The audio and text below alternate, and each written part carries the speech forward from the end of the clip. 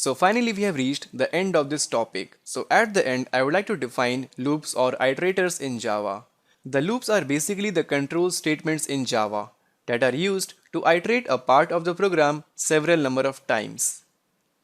So let us now check out the syntax and the basic example. So for the for loop, this is basically the syntax. We have the first argument as counter, then condition, and then increment and decrementing the counter variable. And then we have to write our code here. So this is the basic example of the for loop in Java. And then we have the while loop syntax and then the while loop basic example that prints out hello in the output. And then we have the do while loop syntax, and then here we have some basic example of do while loop. So this slide will actually act as your reference in future. So whenever you want to recall what are loops in Java, simply revisit this slide. So at the end, one question must be popping up in your mind. Which loop is actually better and what we should actually use in our program? So let us check out the first case. If the number of iteration is actually fixed, so in that case simply use the for loop. And notice in case of for loop, we first check the condition and then execute the code.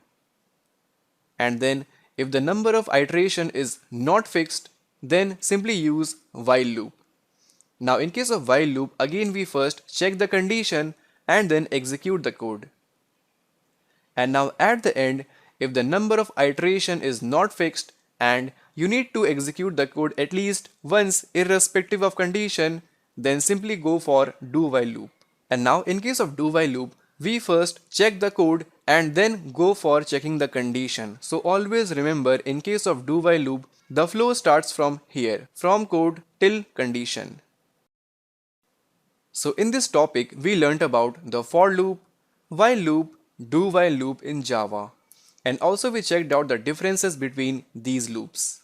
And now, in what scenario do we actually use loops?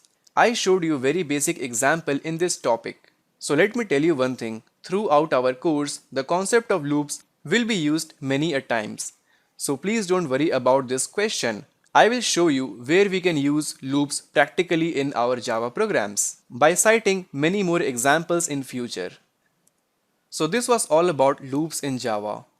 Now coming up next, we are going to check out what is an array in Java.